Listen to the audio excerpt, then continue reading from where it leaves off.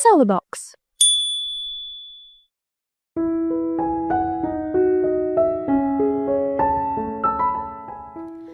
Si Ariza Lopez, 30 years old, isang single mom na naging pusong bato pero muling natutong magmahal. Buti nga lasing ako nang nagkalakas loob ako na magtapat dahil baka hindi ko na magawa. Ikaw lang ang nakapagpalambot sa akin. Daig pa ang monay. Samantala, si Ethan Cruz, ang kapatid ng ex ni Ariza na mula sa may kayang pamilya ay mahinahon, maalaga at romantiko. Ikaw ang manhid. Dahil sa haba ng panahon, di mo man lang naramdaman na hindi si kuya ang kateks mo. Sa araw na nalaman ni Ariza na ikakasal sa iba ang 8 taon na kasintahan, napag-alaman niya na buntis siya. Mag-isa niyang itinaguyod ang anak at naging bato ang puso. Sa pagsulpot ng kapatid ng kanyang ex na si Ethan, nakabaliktaran lahat ng kinamumuhian niyang ex. Tatanggapin kaya ito ni Ariza kung ito pala talaga ang nanligaw sa kanya noon via text? Ating tunghaya ng isa na namang kwentong pag-ibig na ihahandog ng Siren Radio. Ang lipstick, Mean! Dali! Iritableng usal ni Gabi, ang beking best friend ni Ariza, pagkatapos na ilagay sa bag ang makeup kit. Huwag mo nga ako masigaw-sigawan, Gabi. Akala mo naman talaga ikaw talaga tong naaaligaga. Iyamot na sagot ni Mean, ang kikay na best friend ni Ariza, habang iniikot ang buhok ng dalaga para gawing isang knit bond. Teka nga, mag-relax lang kayo. Diyos ko, pinagtitinginan na tayo ng mga tao oh. Sinabi ko naman sa inyo na hindi nyo na ako kailangan pang pagkaayusan. Nahihiyang usal naman ni Ariza. Suot ang kulay green halter dress na ang haba ay hanggang sakong at pares ng mamahaling glass heels na minadali lamang bilhin bago sumakay ng MRT. Aligagang inaayusan si Ariza Lopez ng kanyang dalawang matalik na kaibigan na sina Gabi at Mean habang nakatayo sa punuang tren para makaabot sa family gathering ng kanyang 8 taong kasintahan na si Caleb Cruz. Si Ariza ay 23 years old at nagtatrabaho bilang isang civil engineer sa isang kilalang firm sa Makati. Matangkad, maputi, sexy at maganda si Ariza. Dumagdag pa sa kanyang kagandahan ng matangos na ilong, mapupulang mga labi, kulay abelya ng mga mata at tuwid na buhok. Che, manahimik ka nga! Ariza ha! Hoy babae, pinag-usapan dito ay family gathering ni Caleb. Bukod sa hindi pipitsuging event ang pupuntahan mo, paano kung mag-propose pala sa'yo si Caleb ha? Haharapin ka ng plain na plain sa mga future in-laws mo at sa mga bibigating tao? No way! Kaya manahimik ka at hayaan mong pagmukain ka naming isang ka-level ng mga cruise. Hindi ka namin hayang magrabyado, no? Usal ni Gabi na mas diniin pang pagkakahawak sa kanyang panga para pakapalin ang nilalagay na lipstick sa kanyang mga labi. Natigilan si Ariza at napawi ang ngiti sa mga labi. Sa isang iglap, parang naging mabagal ang lahat at ang ingay sa paligid ay natahimik. Nabalot siya ng kaba at takot na ni minsan ay hindi pa niya naramdaman. Proposal? Kasal? Paulit-ulit niya sa kanyang isip. Natulala siya. Habang lumalaki kasi hindi siya nakaranas ng maayos na pamilya.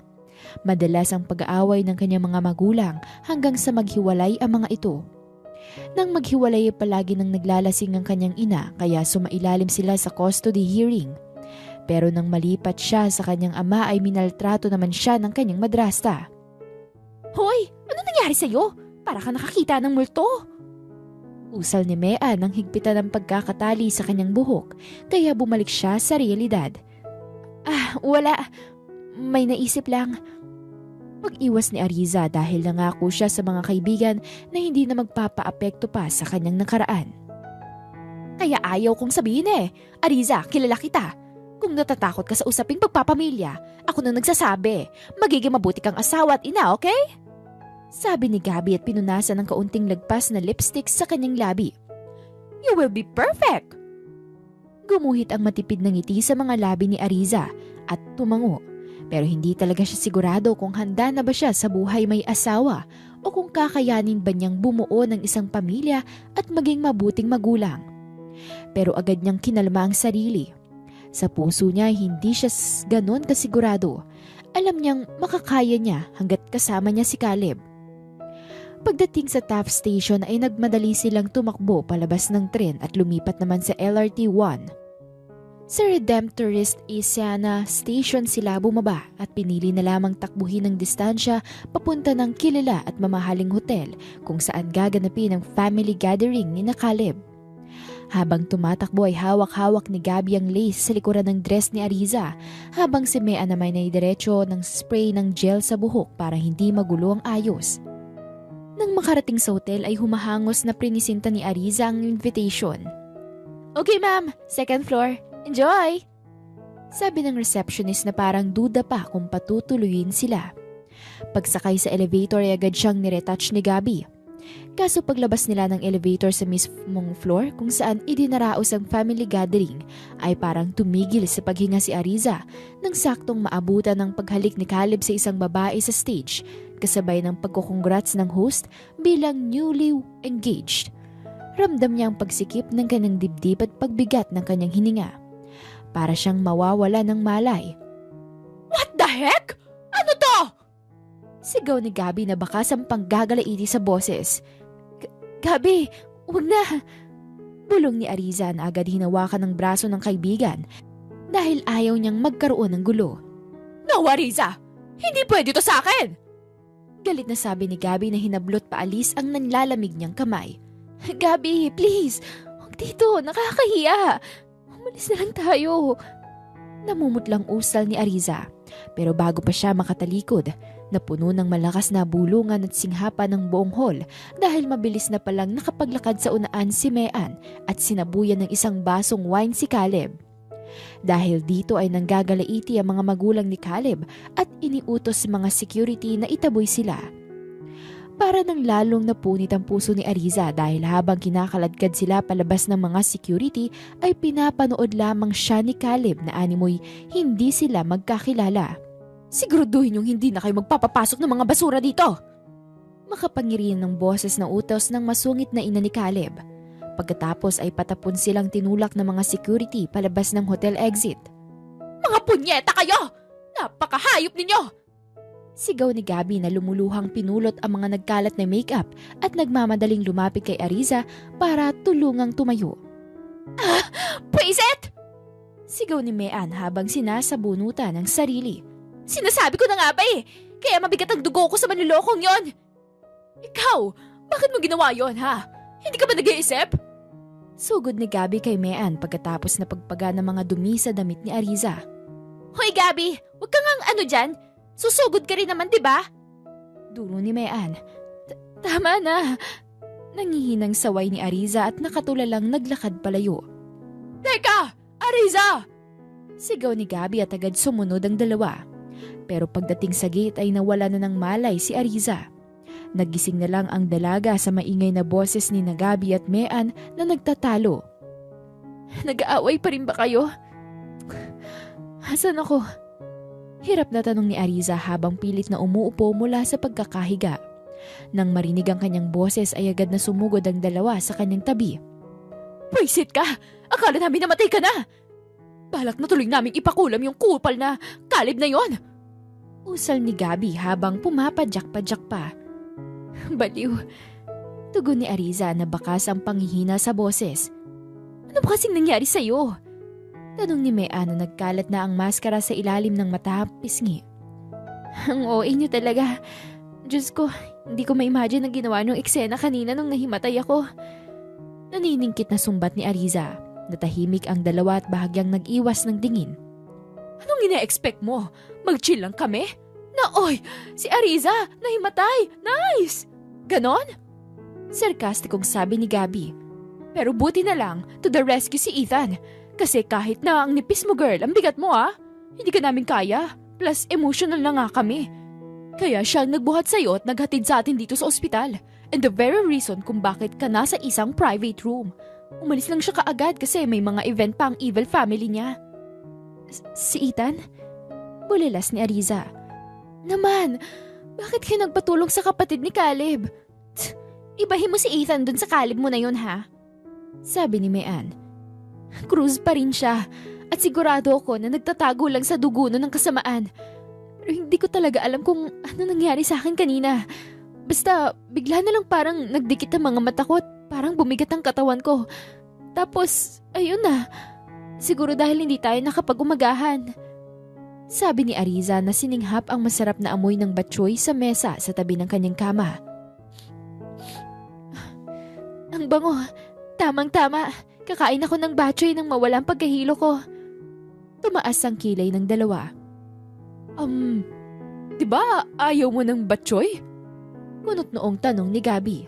Hindi naman nagpaawat si Ariza at agad na tumayo mula sa kama at naupo sa mesa para kumain ito. Pero hindi pa man siya lubusang nakakatapos ng pagkain nang dumating ang isang babaeng doktor na maganda ang ngiti sa mga labi. Glad you're awake, Miss Ariza! Bati nito at namulsa. Nako, mukhang gustong-gusto mo ang batchoy. Pero I do not advise you na pagbigyan ng cravings mo sa mga nakakatabang pagkain. Mahihirapan kang umanak niyan. First time mo pa naman. Natigilan sa pagsubo si Ariza at napaningin sa dalawang kaibigan na kagaya niya ay laglag din ng panga sa gulat. Ano pong sabi mo? Pag-uulit ni Ariza. Congratulations, miss! You are 2 months pregnant. At ang pagkahilo mo kanina ay marahil ay dahil sa stress o gutom ka. Nothing to worry about. It's just a baby. Wala kang malalang sakit. You are perfectly healthy. So, this is the contact info ng best OB na kilala ko. Pag pumunta ka, sabihin mo, Dr. She sent you. Makaka-discount ka. Well then, ituloy mo ng pagkain mo, miss. You can go home or you can stay here para magpahinga. Good luck, mommy! Pagalis ng doktor ay sabay na napaupo si Gabi at Mean sa kama habang nakatingin sa kanya. Si Ariza naman ay hindi nakagalaw sa kanyang kinauupuan. Paano na? Bulalas ni Gabi na tuluyan ng bumigay ang mga luha. Makaiyak to, kala mo, ikaw ang buntis, Gabi, ha? Sabi ni Mean na agresibong pinunasa ng mga luha sa pisngi. Nang mahimasmasan ay tumayo si Ariza at lumuluhang lumapit sa dalawang kaibigan. Bakit kayo umiiyak? Ayaw niyo ba na may bagong miyembro ang grupo natin? Isipin na lang natin na blessing siya. Besides, di ba sabi mo, Gabi, I'll be a perfect mom. Hindi ako magiging kagaya ng mga magulang ko. Hindi ka ituturing na pagkakamalit hindi ginusto ang anak ko. Eh anong plano mo? Tanong ni Gabi habang hinahaplos ang kanyang kamay. Hindi ko alam, pero sure ako na gusto kong lumayo rito. Hindi pwedeng malaman ni Caleb o kahit na sinong Cruz tungkol sa batang to. Hindi nila deserve at lalong hindi deserve ng anak ko na malaman ng tungkol sa kanila. Matapang na sagot ni Ariza. Kahit saan ka pumunta, sasama ako. Sabi ni Mean na parang batang yumakap kay Ariza. Natatawang hinaplos ni Ariza ang buhok ni Mean at tumingin kay Gabi. Fine, whatever. Walang iwanan to hanggang sa tumanda. Ito na rin siguro ang main purpose ng buhay ko, ang maging ninang ganda sa batang yan. Tayong tatlong bahala kay baby. Sabi ni Gabi at yumakap na rin kay Ariza. Salamat sa inyo. Pangako natin kay baby na kahit anong mangyari, papalakihin natin siya ng puno ng pagmamahal. Sabi ni Ariza na puno man ng takot ay kailangan niyang lakasan ng loob para sa sanggol na nasa sinapupunan niya. Paglabas ng ospital ay agad na nag-asikaso si Ariza ng pagre-resign, pati na rin sina Gabi at Mean. Pero ganun na lang ang gulat nila nang alukin sila ng kanilang boss na imbes mag-resign ay mag-work from home na lang sila. Walang hangganang pasasalamat ni Ariza dahil may oportunidad pang dumating sa kabila ng mga nangyari. Hindi nag-aksaya ng maraming oras si Ariza. Lumuwas agad siya kasama ang mga kaibigan sa isang probinsya at ginamit ang ipon para makapagpatayo ng isang 2-story cabin style na building sa tabing dagat. Dahil pangarap nila ito. Ang itaas na bahagi ng cabin ay nagsilbing tirahan nila, habang ang itaas na parte ay ginawa nilang isang simpleng resto cafe para may kita habang nagbubuntis. Shoot! This is it! Bagong buhay! Nakakakaba! Bulalas ni Ariza habang nakatayo sa malawak na terrace ng resto cafe at nakatanaw sa banayad na tubig ng dagat. Ilang metro lamang ang layo sa ibaba ng cafe. Kayang-kaya mo to. Hindi ka namin iiwan, okay? Sabi ni Gabi sa kanyang tabi na tinanguan lamang ni Mean bilang pagsang-ayon dahil abala na ang mga mata nito sa mga hot boys na naglalaro ng beach volleyball sa di kalayuan. This is perfect! Bulong pa ni Mean kaya nagtawanan na lamang silang tatlo. Mabilis na lumipas ang 8 taon. Napalaki ng maayos ni Ariza ang kanyang anak na pinangalanan niyang Calix. Bukod doon ay matagumpay na umasenso ang cafe at kahit work from home ay napromote pa siya bilang head ng planning department na pinagtatrabaho ang kumpanya. Kaya bilang pasasalamat sa natatanggap na mga biyaya, isang Sabado ay nagpasya si Ariza at ang kanyang matatalik na kaibigan na isara muna ang cafe para idaos ang isang simpleng party sa ika-7 taon ng kaarawan ni Calix at para isabay na rin ang selebrasyon sa kanyang promotion. Hay tita Ninang, ganda! Ang ganda ng regalo ni mama sa akin oh! Sabi ni mami mag-practice na raw ako ng barili ng mga bad guys. Mula sa pinto ng kusina ng Resto Cafe ay tatalon-talon na pumasok si Calix habang hawak ang isang laruang baril at tuwang-tuwang bumati kay Gabi. Haro Diyos ko, Ariza! Ano bang tinuturo mo sa batang to? Aligagang sabi ni Gabi habang abalang gumagawa ng cake. O bakit? Sa buhay ngayon, dapat lang habang bata pa matutunang ipagtanggol ang sarili. Sabi ni Ariza na hirap sa pagbubuhat ng mga pinamili habang naglalakad sa likuran ni Calix. Talaga naman. Ay nako. Anyway, ayoko mahagard ang beauty ko, no? Happy birthday sa bunso naming baby Calix na yan. Wika ni Gabi pagkatapos na irapan si Ariza. Diyos ko, ang pogi-pogi naman ng baby namin. Sana di ka nagmana sa... Gabi, bibig mo! Awat ni Ariza at pabagsak na ibinaba sa countertop ang mga pinamiling mga ingredients sa mga lulutuing handa. Aga-aga nagsasabog ng kanigehan. Birthday ni Calix oh! Saway ni Mea na posturang-postura na agad pero kahit naka 3 inches heels at red lipstick ay nagawa ni nitong litsunin ng 5 manok para mamaya. Napabuntong hininga si Ariza at namewang. Sorry. Nagkatinginan silang tatlo at agad na naglakad si Mean sa kanyang tabi. Relax, okay? 7 taon na at sa loob ng mahabang panahon, pinili natin ang simple mga handaan para di gumawa ng kahit na anong ingay. Sa tingin ko naman safe na eh.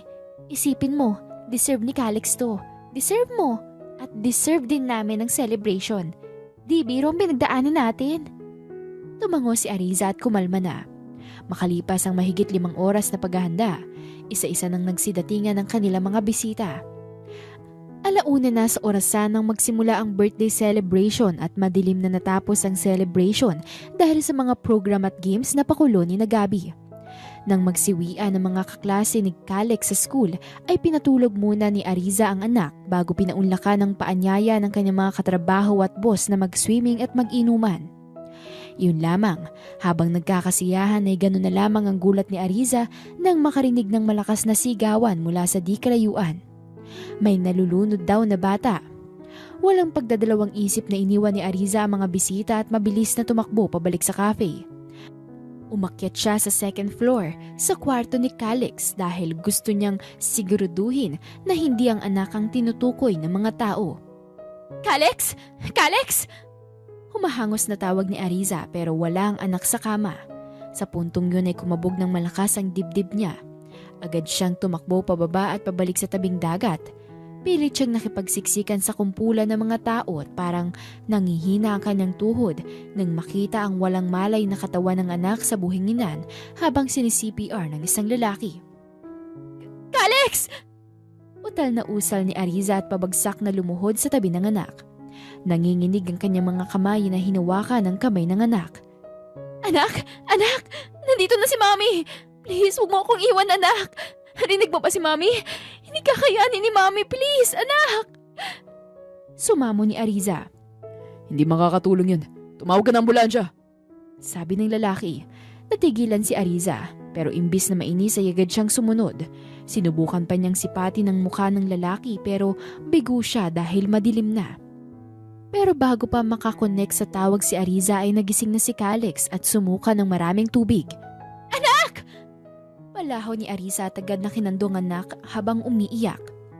Sorry anak! Sorry! Nandito na si Mami! Napaangat ang tingin ni Ariza sa lalaki para magpasalamat pero agad siyang natigilan nang mapagtanto kung sino ito. Sa kanyang harapan ay nakatayo si Ethan Cruz, ang nakababatang kapatid ni Caleb. Mas matangkad ito kumpara kay Caleb. Malago ang buhok, makapal ang kilay, matangos ang ilong, Maninipis ang mga labi at mahamog ang salamin sa mata dahil sa basa. Pero sa kabila ng inosente at simpleng datingan, kahit sino ay maglalaway naman dahil sa 8-packs abs nito at V-line nito na bumabakat sa basang damit. Ethan? Utal na usal ni Ariza. Ariza, Sabi nito habang inaalalayan siya patayo. Anong ginagawa mo rito? Paano mo kami natunton? Pinadala ka ba ni Caleb? Anong kailangan mo? Sunod-sunod na tanong ni Ariza na bakas ang takot sa boses. Mula sa likuran ay dumating sina Gabby at Mean na pinaalis na ang mga taong nakiusyoso. Pero bago pa magsalita ang mga ito, ay inunahan na ni Ariza. Pakiuwi na muna si Calix. Palitan niyo siya at pahigupin ng mainit na sabaw. Susunod din ako. Huwag niyo siyang iiwan. Sabi ni Ariza nang iabot ang bata sa kandungan ni Gabby.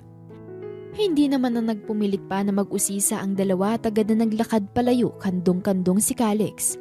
Nang makalayo ang mga ito ay muling humarap si Ariza kay Ethan. Huwag mo na sagutin ang mga tanong ko. Nabigla lang ako. Pero kung maaari lamang sana, kung ano man ang nakita mo, lalo na yung tungkol kay Calix, huwag mo na lang mabanggit sa pamilya mo. Lalo na kay Caleb. Alam ko naman na wala naman na akong halaga sa inyo. Pero baka lang mabanggit mo. Huwag na lang. Maraming salamat sa pagliligtas sa anak ko. Kung may hihingin kang kapalit, sabihin. Anak mo ni Kuya si Calix? Putol ni Ethan sa kanya na para bang wala itong narinig sa kanya mga sinabi. Nanlaki ang mga mata ni Ariza pero pilit niyang kinalma ang sarili. Ano? Nagpapatawa ka ba? Hindi. Kamukhang kamukha ni Calix si Kuya. Guni-guni mo lang yon. Ang totoo, hindi ko kilala ang ama ni Calix. Nung naghiwalay kami ni Caleb, kung sino-sino ang kinita ko. Malay ko kung sino sa kanila ang ama ni Calix. Wala akong pakialam. Kaya ko namang buhayin ng anak ko. Ang akin lang, ayaw ko na lang talaga na may maging kaugnayan pa sa kahit na sino sa pamilya mo. Tumalikod si Ariza at akmang hahakbang palayo na magsalita si Ethan. Sorry Ariza. Sorry sa ginawa ni Kuya. Napangisi ng tipid si Ariza. Wala kang dapat na ihingi ng sorry. Hindi ikaw ang may kasalanan sa akin. Tuluyang naglakad palayo si Ariza at buong gabing binantayan ng anak sa pagtulog. Kinaumagahan ay mabilis na napabalikwas sa pagkakahiga si Ariza nang makita na wala sa tabi ang anak. Takot na takot siyang tumakbo sa labas pero agad siyang natigilan sa terrace ng cafe nang makita si Calix na tuwang-tuwang nagpupulot ng mga basura kasama si Ethan. Napakuyom ang kanyang mga kamay at namumuyos na naglakad palapit sa mga ito. Hindi ka ba nakakaintindi ng mga sinabi ko? Ha? Galit na duro ni Ariza at hinawakan ng anak para ilayo kay Ethan. Mami, ano pong problema? Natatakot na tanong ni Calix. Agad na kumalma si Ariza at lumuhod para yakapin ng anak dahil alam niyang ngayon lamang siya nakita ng anak na galit. Anak, I'm sorry. Nag-alala lang si Mami. Natakot lang ako na baka may mangyari na naman sa'yo. Munti ka nang mawala sa akin kagabi. Tsaka diba sinabi ko naman sa'yo na wag ka makikipag-usap sa hindi mo kilala? Sorry po Mami. Huwag ka na po magalit. Ayaw pa po kasing gumising na Ninang Ganda para magpulot ng galat eh. Kaya natuwa po ako nung tumulong si Tito Ethan sa akin. Sabi pa ni Calix. Napakunot ang noo ni Ariza dahil sa inis. Malamang kaya hindi magising ang dalawa niyang kaibigan ay dahil sa kalasingan kagabi. Anak, hindi galit si Mami, okay? I'm sorry. Sabi ni Ariza at pinahid ang mga luha ni Calix. Tumayo siya at nagtitimping humarap kay Ethan.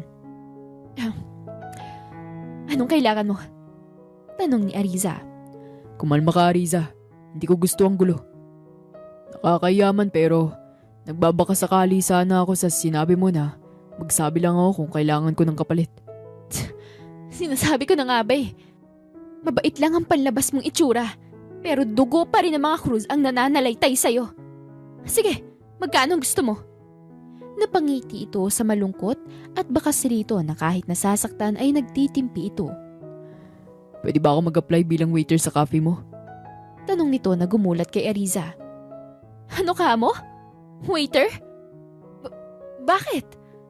Napakamot ito sa likurang ulo at inayos ang suot na salamin. 3 taon na nang palayasin ako sa amin dahil pinagbintangan ako ni Kuya na nagnakaw sa aming kumpanya. dahil siya ang paborito at napangasawa niya ang pinakamayaman na anak ng isa sa mga shareholders namin. Siya ang pinaniniwala ng mga magulang ko. Dito ako namuhay sa probinsyang to. Maniwala ka, wala talaga akong ideya na nandito kayo. Kagabi lang, pangingisda ang kinabubuhay ko dito at pagdaong ng sinasakyan kong bangka kagabi, hindi ako nagdalawang isip na iligtas yung batang sabi ay nalulunod. Na anak mo pala. Kumusta siya? Tumaas ang kilay ni Ariza at sinipat ng tingin na puno ng pagdududa si Ethan. Dadaling ko siya ngayon sa doktor. Pasensya na pero hindi lang ako nagdidesisyon dito. Partnership namin ito ni Gabi at Mean. Kaya kahit natanggapin kita at umayaw sila, wala rin. Pero kung akong tatanungin, huwag mo nang subukan. Kung galit ako sa mga nangyari, mas galit yung mga yon. Ibinaling ni Ariza ang tingin sa anak at ngumiti ng pilit. Halika anak, pupunta tayo sa doktor to make sure you are okay. Mommy, pwede po bang tanggapin niyo na si Tito Ethan?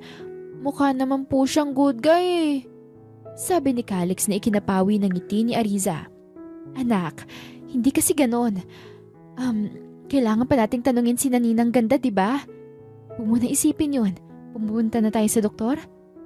Nagmamadaling inakay ni Ariza ang anak papasok sa cafe at nagtapon pa ng mabilis na sulyap kay Ethan bago tuluyang maglaho sa paningin nito.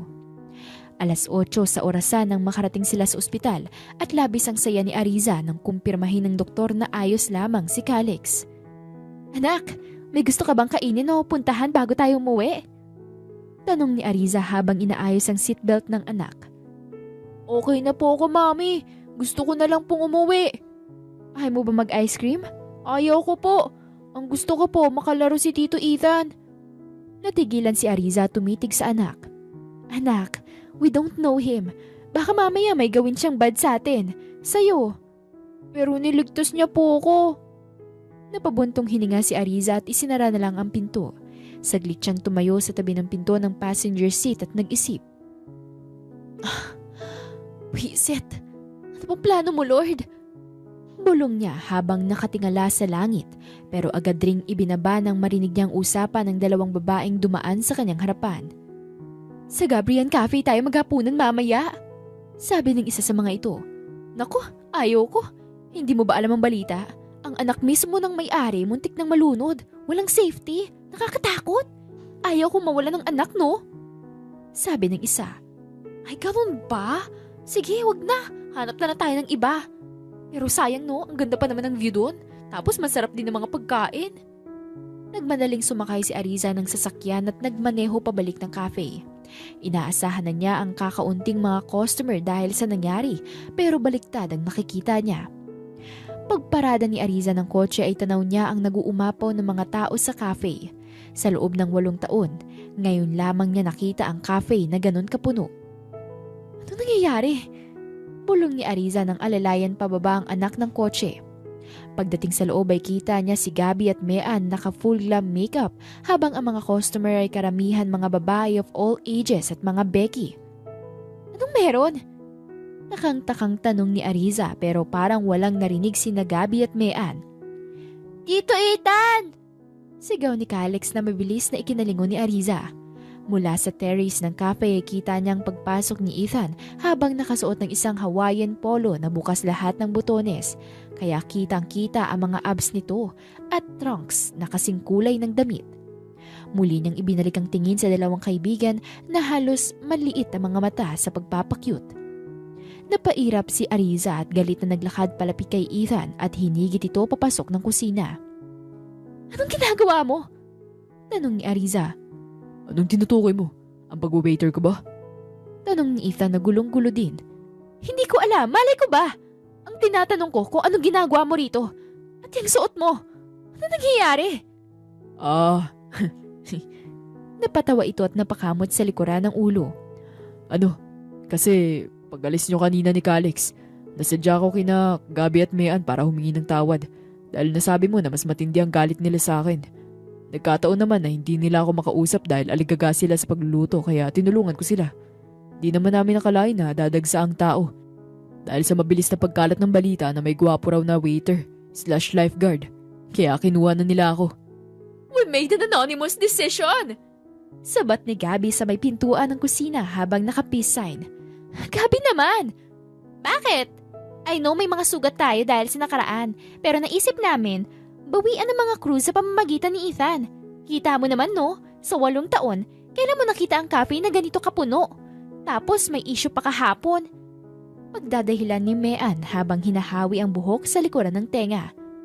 Oo nga, halata nga na gustong gusto niyong maghigante. Umirap si Ariza sa mga kaibigan at humarap kay Ethan. Hindi kita tinatanggap dahil sa pera. Dahil kaya naman namin kahit hindi ganyan karami ang mga tao. Tandaan mong pumayag lang ako dahil gusto ka ng anak ko. Salamat, Ariza. Tatanimin kong utang na loob to. Wag na, hindi ko kailangan nun. Bali tuwing 25 ka namin pasasahurin. Pero kung mas maaga mo gusto, magsabi ka lang. Pwede naman magpa-advance. Ngumiti ito at tumango. Salamat ulit. Sige na, magtrabaho na tayo. Sabi ni Ariza. Nagpaiwan siya sa kusina at nagsimula ng magluto. Wala siyang trabaho ngayon sa kumpanya kaya nakalaan talaga ang araw niya sa cafe. At itanggi man niya, malaki nga talaga ang tulong ni Ethan sa pagpapabilis ng lahat. Dahil bukod sa pagsiserve sa mga customers, tumutulong rin ito sa paghahanda ng mga ingredients. Kaya naman na magsara sila ng gabing yun ay hindi sila lubos makapaniwala na triple ang kanilang kinita. Bakla! Yayaman na tayo!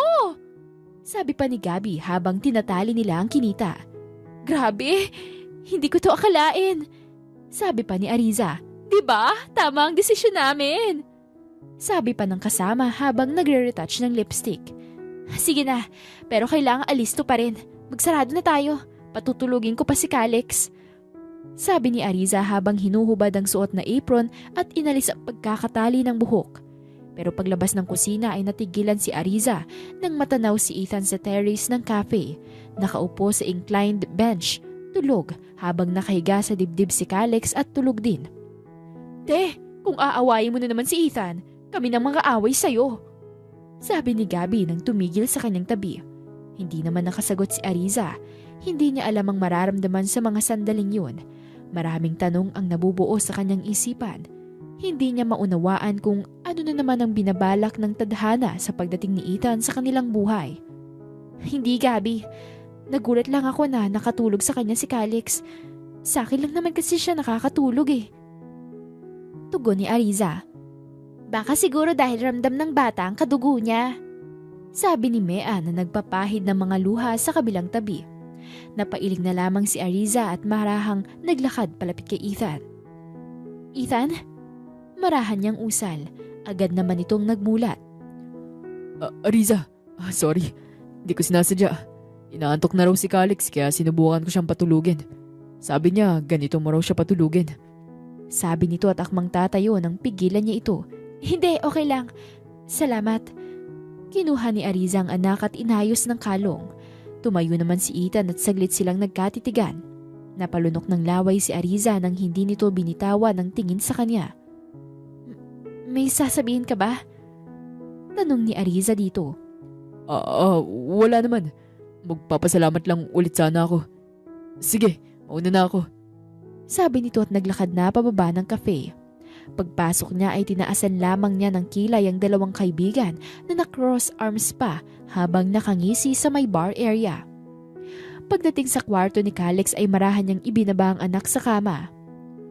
Mommy, pwede ba nating patulugin si Tito Ethan dito? Wala raw kasi siyang bahay. Bulong ng kanyang anak nang ayusin ang kumot nito.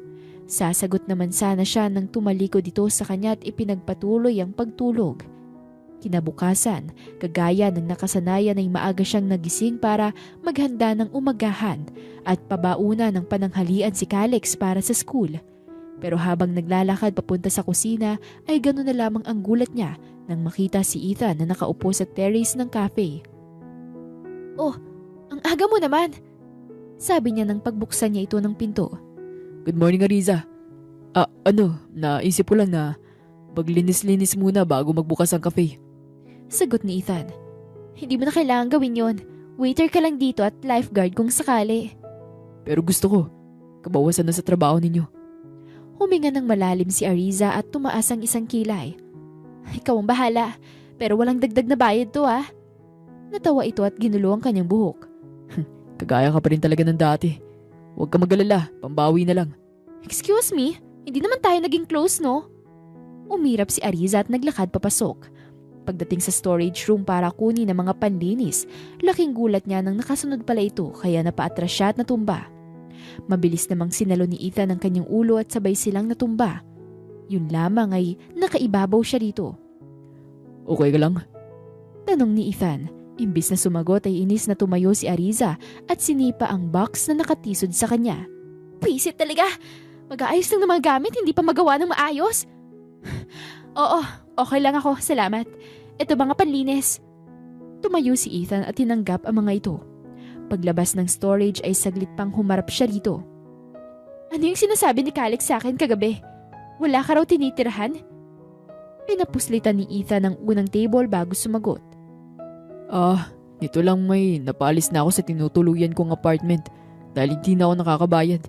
Matumal lang huli at benta ng mga isda nito mga nakalipas na araw kaya gipit talaga ako. Sa pagsahod ko pa lang ako siguro hahanap ulit na matutuluyan. Nakaramdam ng hiya at awa si Ariza pero agad niya itong pinigilan. Saan ka natulog kagabi? Nakakahiyaman pero natulog ako sa likuran ng pickup mo. Ano? Pasensya na talaga, hindi na mauulit. Umiling si Ariza at naglakad papunta sa kusina. Agad siyang kumuha ng mga sangkap para sa lulutuing umagahan pero dahil masyadong okupado ang utak niya ay namali siya ng pagkakahiwa at nasugatan siya sa hintuturo. Shoot! Mahinang sigaw ni Ariza at agad na dinampi sa apron ng kamay para pigilan ang pagdurugo. Hindi naman niya inaasahang biglang susulpot si Ethan at kukuhain ang kanyang daliri at itinapat sa running water. Ano nangyari? Malaking sugat mo. Sabi nito, parang nabato sa kinatatayuan si Ariza habang pinagmamasda na asikasuhin ni Ethan ang sugat niya. Sa tanang buhay niya, mula sa magulong pagkabata niya hanggang sa maging sila ni Caleb, hindi siya nakaranas ng pag-aasikaso. Okay lang ako, sabi ni Ariza nang bawiin ang kamay. Maliit lang to, malayo sa bituka. Bumalik ka na sa paglilinis mo. Hindi, hayaan mong gamutin kita. Alam kong masakit yan. Ngumisi si Ariza. Trust me, Ethan. Hindi na ako tinatabla ng sakit. Naglakad siya palayo rito at nagtungo sa kanto kung nasaan ang first aid kit. Pero laking gulat niya nang hindi ito nagpatinag sa pagiging bato niya. Kinuha nito ang gauge at betadine saka pinuslitan ng alkohol ang kanyang sugat. Napapikit si Ariza dahil sa hapdi pero hinipa ni Ethan ang sugat na nagpabilog sa kanyang mga mata. Hoy! Akala mo sa akin, bata? Inis na sabi ni Ariza at akmang babawiin ang kanyang kamay pero hindi bumitaw si Ethan. Alam kong masakit. Magaling ka lang magtago. Mahinahon itong sabi at minadali ang pagtatali ng gaza. Okay na to. Ako na magpapatuloy ng niluluto mo. Ano bang lulutuin mo? Nasugatan lang ako, Ethan. Hindi ako nabaldado. Naglapat ang mga labi nito at ilang saglit pa ay humagalpak ng tawa. Ang tanga ni Kuya. To let you go. Nakakatuwa ka. Nanlaki ang mga mata ni Ariza at akmang hahampasin ito pero agad nitong nasalo ang kanyang kamay. Hoy! Ano ba? Bitawan mo nga ako! Hindi ako nagpapatawa, ha? Ahem! Mukhang humahalimuya ka muling pagbubukad ka ng bulaklak ni Santa Ariza. Sabat ni Gabi sa likuran nila habang kinikisot ang mga mata. Shut up, Gabi! Sabi ni Ariza at naglakad palapit dito. Oh, whatever, Ariza. Agang-aga, ha? Sige na, asikasuin mo na si Calix. Kami na dito ni Ethan. Sabat ni Mea na nakaligo na at nakapag-ayos. Ay, laban na laban! Pak! Sabi pa ni Gabi habang nagtitimpla ng kape. Madaling umalis si Ariza at inasikaso ang anak. Sabay-sabay silang kumain sa hapag kasama si Ethan at pagkatapos ay ito pang nag-abot ng lunchbox kay Calix. Thank you, Tito Ethan. Ang swerte po na magiging anak mo po. Sabi ng bata na nagpaigting ng mga tenga ni Ariza. Pagbalik niya sa paghahatid ay nasa likuran siya dumaan para hindi na makakuha ng atensyon pa sa cafe. Dumiretso siya sa kanyang kwarto at nagtrabaho na ng mga plano na kailangang gawin. Pagpatak ng tanghali ay bababa na siya para kumain nang makita niyang may pagkain na sa labas ng kanyang kwarto. Sa terrace ng second floor siya kumain at habang nag-enjoy sa tanawin ay saglit na naningkit ang mga mata nang makita si Ethan na tumatakbo papunta sa dagat dahil may babaeng parang nalulunod. Napatayo si Ariza para tumawag ng tulong Pero nang masukluluhan at makalong ito ni Ethan na parang isang prinsesa, ay kilig na kilig ito at sinabing ayos na. Cruz! Bulong ni Ariza at minadali na ang pagkain. Sa inis ay mabilis niyang natapos ang pagkain at bumalik sa pagtatrabaho. Bago mag-alas 2 ay tapos na niya ang lahat ng gawain at bumaba siya sa kusina para kunin ang listahan ng mga bibilhin. Ariza, saan ka pupunta? Tanong ni Ethan nang lumabas ito sa CR sa likuran ng cafe. Mukhang nagpalit ito ng damit. I believe it's none of your business, sabi ni Ariza at sumakay na sa pick-up. Bumalik ka na ron, baka kailangan ka pa ng mga babae mo, Cruz. Pagkasabi ay pinaharurot na niya ang sasakyan paalis. Napangiti na lamang si Ethan habang pinapanood ang sasakyang lumayo. Pagbalik galing sa palengke ay kagaya ng nakasanayan, mag-isang hinakot ni Ariza ang mga pinamili papasok sa likuran ng kusina. Pero hindi niya inaasahan nang sumulpot si Ethan at tumulong sa pagbubuhat ng mga balde ng langis. Ethan, wag na! Kaya ko na to! Pagmamatigas niya pero hindi naman ito nakinig. Tinulungan pa rin siya. Nang matapos ay agad siya nitong inabutan ng towel at sabi ay magpunas ng pawis dahil mahirap na kung magkasakit siya. Napatulala na lamang si Ariza dahil parang hindi nito iniinda ang kahit anong pagsusungit niya. Ibang klase rin talaga yung si Ethan, no? Sabi ni Gabby habang naghahanda ng mga putahe para sa hapunan. Cruz pa rin siya. Malay ba natin kung ano talagang totoong pakay niya? Sabi na lamang ni Ariza saka ibinaba ang towel para magpalit dahil susundo pa siya sa anak. Pero malay rin natin, iba talaga siya. Ariza, sa Sabado nagre-report kami sa office. Huwag kayong mag-aaway sinasabi ko sa'yo. Sabi ni Mean mula sa likuran ng may dalang mga ihaw na manok. Pahala na. Sabi ni Ariza at tuluyang umalis. Napailing na lamang ang mga kaibigan at ipinagpatuloy ang ginagawa. Nang mabilis na lumipas ang mga araw at sumapit ang Sabado, maagang hinatid ni Ariza ang mga kaibigan sa port kasama si Calix. Ay Ariza! Yung binili namin! Maawa ka naman! Gusto pa naming madatnan pagbalik ang cafe. Kahit ngayon lang magpanggap ka na mabait. Paalala ni Gabby habang ibinababa ang mga gamit nito. Napairap na lamang si Ariza dahil hindi talaga siya komportable sa presensya ni Ethan. Pagbalik nila sa cafe ay pinatulog muna niya ulit si Calix dahil pagod sa biyahe. Alas 5 sa orasan nang bumaba siya sa kusina para maghanda ng mga kakailanganin sa pagbubukas. Yun lamang ay habang naguhugas ng mga gulay ay biglang nasira na naman ang tubo ng tubig at basang-basa siya habang tumatakbo sa labas para patayin ang main switch. Pwisit, kayong pa talaga nasira! Inis niyang sabi habang hinahalungkay ang mga gamit para ayusin ang tubo. Pero laking gulat niya nang madatnan si Ethan na inaayos na ang tubo. Hoy! Anong ginagawa mo? Sigaw ni Ariza. Narinig kasi kitang sumigaw. Kala ko na paano ka. Sabi nito na hindi tumigil sa pag-aayos. Teka, huwag mo sabihing sa pick-up ka na naman natulog? Ay hindi. Nagtali ako ng duyan sa pagitan ng dalawang puno sa may garahe. Di ganun din. Alis na, ako na dyan. Kaya ko na yan. Magpalit ka na lang. Baka magkasakit ka pa. Sabi nito na tumutulo rin ang basa nitong buhok. Nangunot ang noo ni Ariza at ganun pa man ay gustong makipagtalo ay isinaalang-alang niya ang bilin ng mga kaibigan. Nagmatcha siyang umalis para magpalit ng damit. Pagbalik niya ay nalinis na ang mga kalat na basa ni Ethan. Okay na, pwede ka na magluto. Maglilinis na ako. Sabi ni Ethan na halatang nahihiya nang makitang nakasuot ng maluwag na t-shirt at ripped denim shorts. Sige, salamat.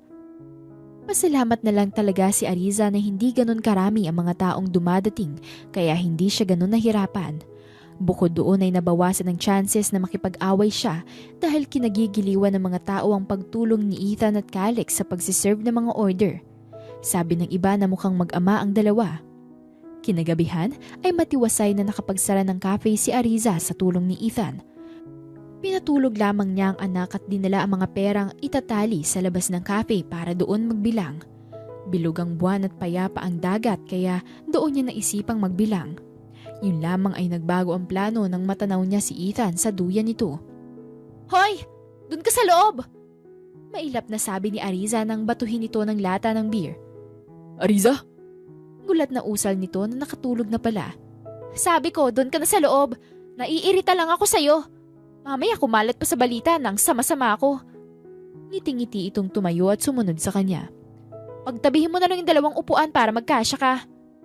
Sabi ni Ariza dahil wala namang ibang kwarto siyang may offer. Ayaw naman niyang i-offer ang kwarto ng 2 dahil kahit siya mismo ay hindi doon basta-basta pinapapasok. Salamat, Ariza. Umirap lamang si Ariza at kumuha na rin ng beer para ipagpatuloy ang pagbibilang sa labas. Simula ng gabing yon hanggang sa makabalik si Gabi ay gano'n na lamang ang kanilang nagiging setup. Nagkasundo sila na dumuon na muna lamang ito para kahit papaano ay may lalaki silang kasama sa gabi.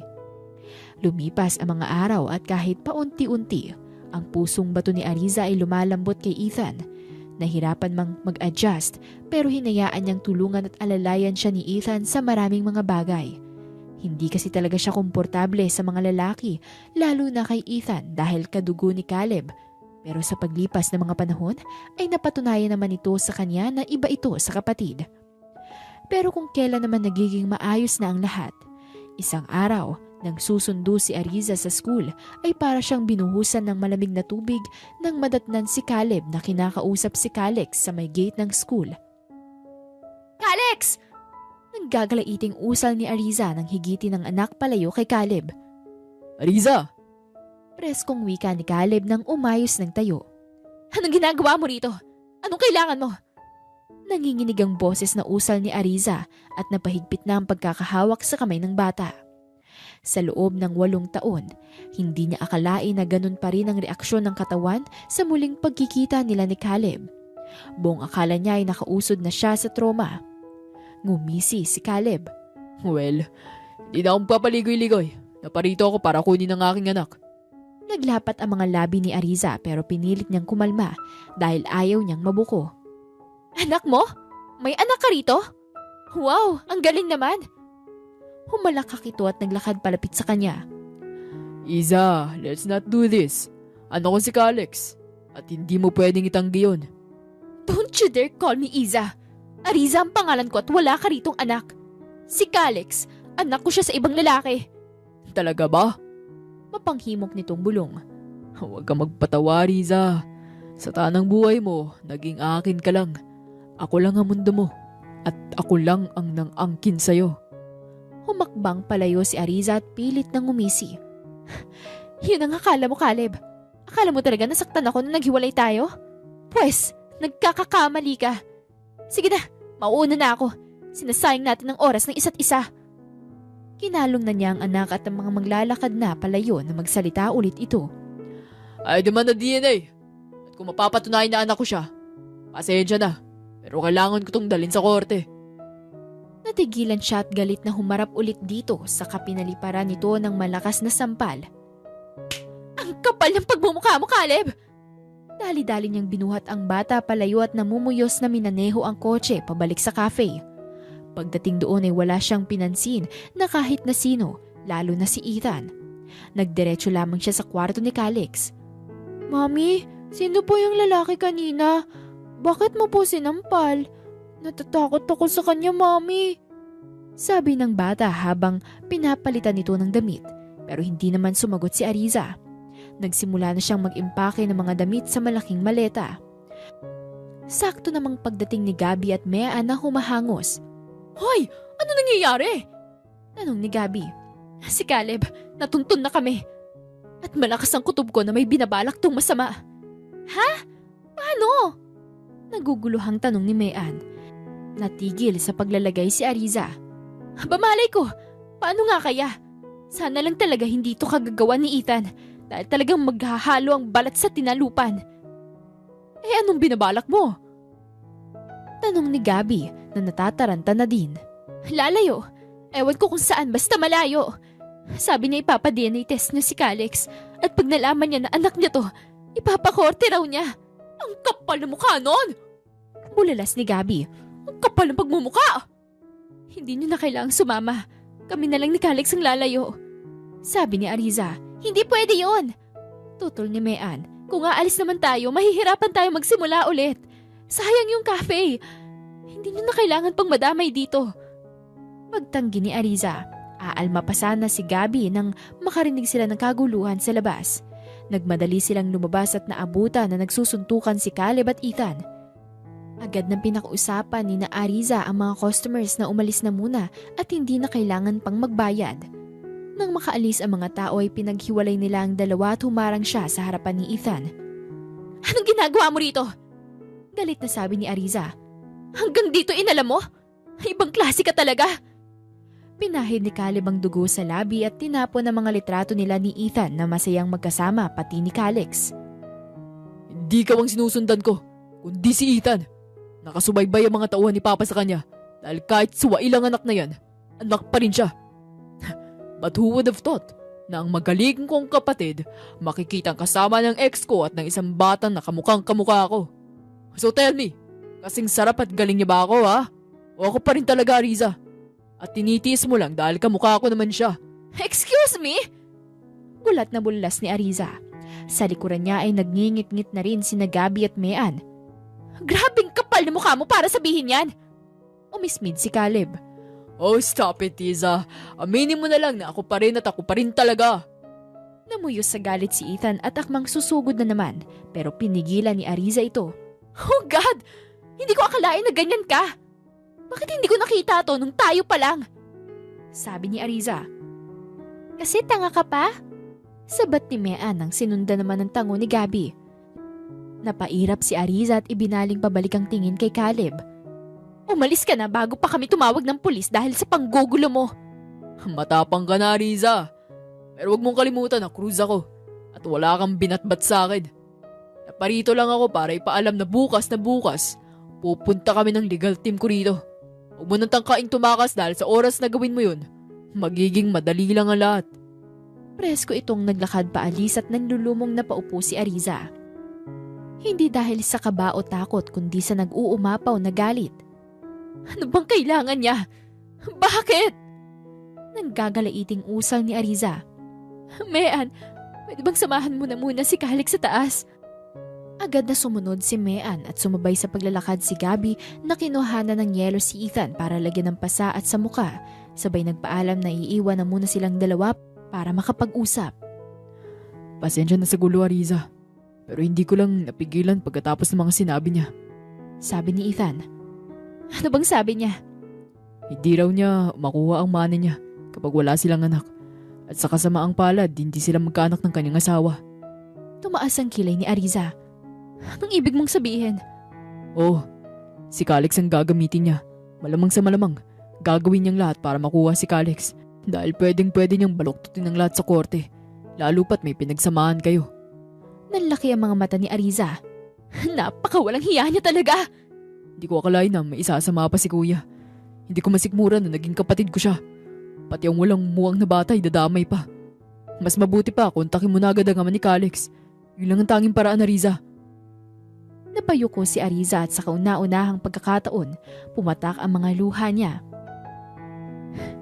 Ethan, si Calix, anak siya ng kuya mo. Napatingin ito sa kanya ng ilang segundo at hinawakan ang kanyang kamay. Huwag ka mag-alala. Sasamahan kita sa laban na to. Kinabukasan ay sarado muli ang cafe at sa terrace nito hinarap ni na Ariza ang kampo ni na Caleb. Sina Gabby at Mean, dinala si Calix sa bayan para hindi masaksihan ang mga nangyayari. Wala man lang bang kape? Sabi ni Caleb nang maupo ito. Wala. Baka mamaya mabulunan ka pa dahil ma-overdose ka sa kasamaan. Natawa ito. No wonder, nakuha mo rin ang kapatid ko. Sa ganyan ako na-inlove sa'yo eh.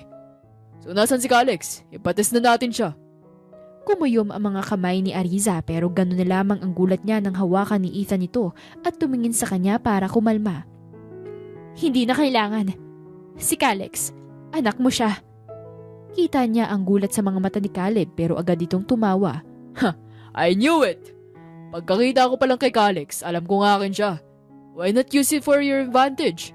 Kung nalaman ko na buntis ka, hindi sana ikaw ang pinili ko. Napangisi si Ariza. Anong tingin mo? Bagay lang si Calix? Ibang klase ka talaga, no? Hindi ko inisip na gagamitin mo pa yung bata para lang akong piliin mo. Hindi ako desperada, Calix. Alam ko ang halaga ko. Pagkatapos kaming pagtabuyan ng ina mo, malinaw sa akin kung saan ako lulugar. Ay nako, Ariza. You and your pride. Hindi na sana tayo aabot sa ganito eh. Whatever. Kaya napag-isip-isip ko kagabi. Imbis na maging komplikado ang lahat, mag-co-parenting tayo. Matapang na pahayag ni Ariza. Lumawak ang ngiti nito at inayos ang suot na polo. Sinabi ko na nga ba? Ito ba ang advice sa'yo ng kapatid ko? Ayos Ethan ha? Para sa isang babaeng pinagsawaan ko na, tatrahidorin mo ang sarili mong pamilya? Tumingin ito na nakakatakot at labas ang ugat sa noo na humahalakak. Kaso hindi yan ang gusto ko. Gusto ko, akin lang si Calix. Nanlaki ang mga mata ni Ariza. Hindi pwede! Pwes, sorry Ariza pero... well, hindi ikaw ang magdedesisyon yan kundi ang batas. Kuya, sa batas, ang bata na nasa edad na 8 ang mamimili kung saan siya sasama. Ikaw rin, mag-isip ka. Sabat ni Ethan. Yun ay kung walang pwedeng ikaso kay Ariza. Ngumisi si Caleb. Base sa mga kuwang video, muntik nang malunod ang anak ko. Natigilan si Ariza at napuno ng takot. Kuya! Gigil na sabi ni Ethan kasabay ng paghampas ng malakas sa mesa. Humalakhak na lamang si Caleb. Parang baliw itong tumawa at tumingin kay Ariza. Babe, checkmate. Shut up, Caleb! Galit na giit ni Ariza. Para namang hindi kayo nakikinabang. Magiging malaya na kayong magkasama. Mawawalan na ng pabigat sa buhay mo, Ariza. Naglapat ang mga ngipin ni Ariza sa galit. Never naging pabigat si Calix sa akin. Siya ang buhay ko. At huwag mong idadamay si Ethan dito dahil wala kaming relasyon. Tumayo ito at inayos ang suot na suit. May buong araw ka para mag-isip, Ariza. Nasa iyo yun. Kung paano ka lalaro sa labang to. O tatanggapin mo na lang pagkatalo mo. Nanatiling nakaupo si Ariza at pinipigil na tumulo ang mga luha. Anyway, parang hindi ka nanganak. Alam mo ba? Ang ganda mo pa rin. Sabi ni Calix bago ito naglakad paalis. Pag-alis ng mga ito ay tuluyan nang kumawala ang mga luha ni Ariza. Ethan, paano na? Hindi ko na alam ang gagawin ko. Wala tayong choice ngayon, kundi ang isuko muna si Calix. Sa dumi maglaro ni Kuya, malaki ang tsansa na mawalan ka na ng karapatan kay Calix. Pero Ethan, hindi ligtas ang anak ko kay Caleb. Alam ko, pero hindi tayo pwede magpadala sa emosyon. Hahanap tayo ng paraan. Habang inihintay ang pagbalik ni Gabi ay sinimulan ng mag-impake ni Ariza ng mga gamit ni Calix. Pagkatapos ay nagpasya siyang maghanda ng mga tuhog-tuhog para mag-barbecue party sila dahil ito ang paboritong gawin ni Calix. Pagdating nga ng mga ito ay kinuha muna ni Ethan si Calix para makausap ni Ariza ang mga kaibigan at kagaya ng inaasahan, bumuhos ang kanilang mga luha sa isipin na mawawalay sila saglit sa bata. Mami, mga ninang ganda, bakit umiiyak po kayo? Tanong ni Calix nang sumunod sila sa tabing dagat. Umupo si Ariza sa bench at sa harapan ni Calix at kinalong ang anak. Anak, may good news si Mami. Diba matagal mo ng pangarap na makasama ang daddy mo? Sabi ni Ariza na parang sinasakal. Opo. Ngayon anak, matutupad na yon. Talaga po? Sabik na tanong ng bata. Magiging daddy ko na po si Tito Ethan? Nanlaki ang mga mata ni Ariza at tumingin kay Ethan. Nako anak, hindi. Ang kapatid niya ang totoo mong daddy. Don't worry anak, kagaya lang din siya ni Tito Ethan mo. Kailangan kasi sa work si na mami at mga ninang ganda mo. Si Tito Ethan may work din kaya dun ka muna sa daddy mo. Okay po mami, bilisan mo po ah. Yes baby, susunduin kita agad. Kinabukasan ay maagang hinatid ni Ariza si Calix sa bahay ni na Caleb kasama si Ethan. Pero imbis na kay Caleb ibili ng mga paalala niya para sa anak, ay lumapit siya sa asawa ni Calix. Pakiramdam niya ay iniingatan nito ang kanyang anak kesa kay Caleb. You made a great choice. Sabi ni Caleb bago tuluyan siyang sarhan ng gate. Pagbalik nila sa cafe ay nagpalupasay na lamang si Ariza sa sama ng loob. Hindi niya matanggap ang mga nangyayari. Ano na Ethan? Ano nang gagawin ha? Sigaw ni Ariza sa sama ng loob. Ariza, kumalma ka! Sabi ni Gabi nang saluhin siya sa yakap. Si Mean ay masyado na ring emosyonal para magsalita pa. May nakausap na akong abogado, pero dahil sa nangyaring aksidente kay Calix, Ang tanging paraan lang daw para makapagbukas ng ibang kaso laban kay Caleb dahil kung custody ang paglalabanan, mababaliwala ang 8 taon na pinaghirapan mo, Ariza. Paliwanag ni Ethan. So, parang ang sinasabi ng abogado mo na tanggapin ko na lang na mawawala sa akin ang anak ko? Ganun ba yon? Eh di gumawa ng ikakaso. Ano bang kahinaan ni Caleb? Sabi ni Mea na sa wakas ay nagsalita na rin. Nagkatinginan silang apat at itong si Gabi ay halos malukot sa yakap si Mean. Alam mo, may sinabi ring utak mo pag minsan eh. Perfect! Kung may kahinaan man si kuya, isa lang yun. Babae. Usal ni Ethan. Tss, hilang naman pala eh. Ano bang kailangan kong gawin? Tanong ni Mean. Wala nang pipigil dahil para kay Calix to. Pero Mean, baka mapahama ka. Baka may gawing masama sa'yo si Caleb. Saway ni Ariza.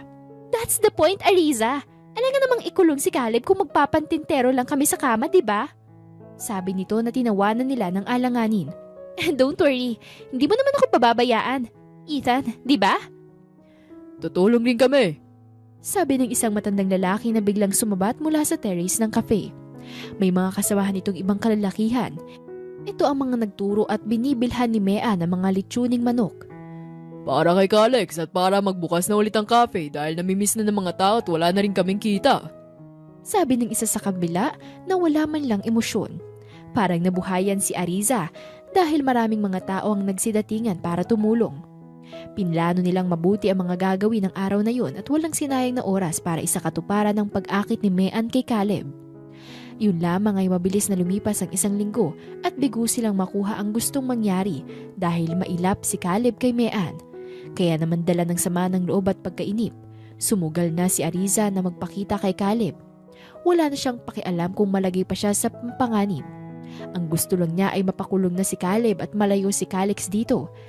Pero hindi niya akalain na isasama nito ang asawa pati na rin si Calix at maski nagulat niya ay malayo na agad ang loob ng anak sa kanya. Anak! Salubong ni Ariza kay Calix pero umiwas ito sa kanya. Ayaw ko sa'yo! Ba't ka, mami? Sigaw ni Calix. Diba, hindi mo na ako love? Na mas gusto mong wala ako para makagawa na kayo ng bagong baby ni Tito Ethan at maging happy family na kayo? Sa isang iglap ay parang may kung anong nakabara sa lalamunan ni Ariza. Mali ka, anak! Mali ka! Mahal na mahal ka ni mami! I hate you! Sabi ni Calix at tumakbo na ang bata palayo sa kanya. Sinubukan niyang sumunod pero pinigilan siya ni Caleb. Anong ginawa mo? Bakit galit sa akin si Calix? Galit na tanong ni Ariza pagharap kay Caleb. Umismid lamang si Caleb at binitawan ang kanyang kamay. Naging matalino lamang ako. Dahil alam kong gumagawa kayo ng paraan para makuha pabalik si Calix, di ba? Hindi kasi si Mean ang gusto ko. Ikaw. Buuin natin ang pamilya natin. Total, wala namang kwenta tong asawa ko. Di man lang mabuntis. Namilog ang bibig ni Ariza at napatingin sa malungkot na mga mata ng asawa ni Caleb. Hindi ko akalain na ilang taon ko palang nakarelasyon si Lucifer. Usal ni Ariza. Humagalpak ng tawa si Caleb. Anyway, alis muna ako. Pag-isipan mo, Ariza. Charity, yung bata, tingnan mo. Tatamaan ka sa akin sa oras na may mangyari dyan. Mabubulil, yaso pa ang mana ko. Pag-alis nito ay galit na nagsalita si Ariza nang humarap kay Charity. Ikaw! Bakit hinaayaan mo si Caleb na tratuhin ka ng ganyan? Ha? Kita niya ang pagpatak ng mga luha nito. Patawad, Ariza. Bukod sa wala akong kwentang asawa, hindi ko rin siya kayang bigyan ng anak. Ito lang kasi ang silbi ko bilang nag-iisang anak na babae. Ito ang kalakaran sa negosyo. Hindi papahig si daddy ko na magpatakbo ng negosyo dahil babae lang ako. Wow! God damn it! Wala kang kwenta, my God! Sinasayang mo ang lahat. Lalo itong naiyak. Ay sakit mo naman magsalita. Hindi naman tayo close. Dapat lang sa'yo yun. Nakakainis ka kasi. Alam mo, kung nandito ang best friends ko, sinabunutan ka na naman ngayon, lalo na si Gabi. Bakit mo kailangang maliitin ang sarili mo, ha? Hindi ka lang basta babae. Babae ka. You are more than capable of doing what a man can do. Kung tutuusin, ikaw ang dapat magpatakbo ng negosyo nyo dahil magulang mo naghirap doon. Hindi ang katulad ni Caleb. Ikaw ang may karapatan kung paano mo patatakbuhin ang buhay mo. Prove your father wrong. Hindi ka walang kwenta, mahina ka lang. Bahala ka nga. Aalis na ako. Pero pakiusap, ingatan mo ang anak ko. Gagawin ko ang lahat para matapos ng kasamaan ni Caleb. Pag-uwi sa cafe ay niyaya ni Ariza sina Gabby at Mean na uminom. Tahimik lamang sila habang umiiyak at inaalala ang mga pinagsamahan nila. Makalipas ang ilang oras ay nagpaalam na ang mga ito na matutulog na. Nagpa siya namang magpaiwan si Ariza at uminom pa. Saan ka galing? Galit na tanong ni Ethan. Ngumiti naman si Ariza. Hi Ethan, inom ka? Galit itong inagaw ang bote at tinapon ito. Sobrang naglala ako sa'yo. Sa kalasingan ay tumayo si Ariza at humalakhak sa kasinapong magkabilang pisngi nito. Mas gumagwapo ka pala pag galit ka. Ariza, hindi to ang oras para magbiro. Dinampot ni Ariza ang kamay sa dibdib nito. Okay Ethan, tanggapin ko na. Pero tandaan mo ha, sobrang pasalamat ko na nakilala kita. Maya-maya ay tumulo na ang mga luha ni Ariza. Ang tanga mo kasi. Ang manhid mo. Hindi mo man lang naramdaman na ikaw talaga yung gusto ko. Hinabot na ako ng 8 taon na panindigan ng relasyon namin ni Caleb. Para kahit papaano mapalapit pa rin ako sa'yo. Ariza, tumigil ka na. Alam kong lasing ka lang. Buti nga lasing ako eh. Nagkalakas ako ng loob na magtapat sa'yo. Dahil baka hindi ko na magawa. Ikaw lang ang nagpapalambot sa akin. Daig pa ang monay. Nabaigting ang panga ni Ethan at siniilang kanyang mga labi ng mariin na halik. Ikaw ang manhid. Dahil sa haba ng panahon, hindi mo malang naramdaman na hindi si kuya ang katext mo. Ha? Ano? Anong sinasabi mo? Ariza, hindi si kuya nakausap mo ng matagal sa text. Akong inutusan ni kuya na ligawan ka. At kahit kayo na, ako pa rin na nakaka-text mo sa tuwing hindi siya pumupunta sa apartment niyo. Napaatras si Ariza at umiiyak na pinagsusuntok sa dibdib si Ethan. Pero pinigilan siya dito at muling hinalikan. Sa pagkakataong to ay hindi na siya tumanggi at ibinalik ang mga halik. Pero sa sobrang kalasingan ay nakatulog na siya at nang magising kinaumagahan ay maaga siyang naghanda at nagbihis ng damit. Labag man sa loob pero handa na niyang tanggapin ang alok ni Caleb at isakripisyo ang sarili para matapos na ang lahat. Pero laking gulat niya nang paglabas niya ay tumambad sa harapan niya si Charity habang kalong si Calix. Nagmadali siyang lumusong at ganun na lamang ang gulat niya nang makita si Charity. Hi, sabi nito. Kung sana nung una pa lang pinakulong ka na si Caleb, sana hindi na umabot sa ganito. Heto na si Calix. Iniabot nito sa kanyang anak at parang 1,000 tinik sa kanyang dibdib ang nawala nang mayakap na muli ang anak. Hindi ko maunawaan, Charity. Anong nangyayari? Pagkatapos lahat ng mga sinabi mo kahapon, natauhan na ako. Kaya dinala ko si Calix at pumunta ako kina Daddy para sabihin ang mga gusto kong sabihin ng mahabang panahon. Nagulat sila. Pero I think I convinced them well na kaya ko maging karapat dapat na tagapagmana. And yeah, overnight napakulong ko si Caleb. For 8 years, itinabi ko ang lahat ng mga ebidensya na ginagawa niyang kasamaan sa akin. Sa tulong ni Daddy at Mommy, naging madali ang lahat. Now malaya na tayo. Malaya na ako. Thank you, Ariza. You're the bravest girl I ever met. Salamat din, Charity. Hagulhol ni Ariza. Alam kong pagod ka pa at marami kang pinagdadaanan sa buhay. Pero someday, kung handa ka na ulit, let me know. Itinawag ko na kay Ethan ang pag-transfer ng mga assets ni Caleb sa anak nyo. And I also wanted to have my personal engineer. At ikaw ang gusto ko, together with your friends. Napangisi na lamang si Ariza.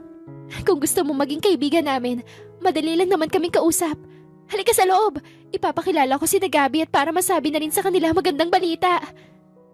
Mabilis na lumipas ang panahon at di naglaon ay tuluyan ng nakapagpatayo ng sariling firm ang magkakaibigan na isang construction firm. Ang cafe hindi nila isinara, bagkus ay in-extend nila ito para maging resort. Kaya nakapagbigay pa sila ng trabaho sa mga lokal ng probinsya. Si Charity, namamayagpag na bilang pinakamatinik na CEO ng sarili nitong brand company. Habang sila Ethan, makalipas ang mahabang panahon ng pagiging torpe nila sa isa't isa, ay nagpakasal din sila at may basbas ito ni Calix na matagal ring bago nasuyo ni Ariza. Pero para tuluyan ng humilom, may sinikap ni Ariza na hanapin ang kanyang mga magulang at sa puntong yun sa kanilang pagtatagpo, humingi ang mga ito ng tawad sa kanya at pinatawad niya mga ito ng buong puso. Hanggang dito na lamang po ang ating kwento. Sana ay baunin natin ang mahalagang aral na ibinahagi sa kwento na sa buhay ay may mga bagay na akala natin ay nawala sa atin. Pero ang totoo pala ay inalis lang para may maibigay ang nararapat sa atin. In short, redirection. Kaya huwag tayong susuko sa anumang pagsubok sa buhay dahil may inilaan sa atin na greater things. Kung may mga sugat man tayong matamo sa proseso, matututunan sana nating hilumin ito at patawarin ang mga nagdulot nito dahil yun lamang ang paraan para makausad tayo sa dapat nating puntahan. Nakakatakot man pero nariyan ang mga taong handa tayong alalayan gaano man kahirap at kahaba ang pinagdaraanan. Maraming salamat po ulit sa inyong pakikinig. Ako po si Miss Demi at hanggang sa muli.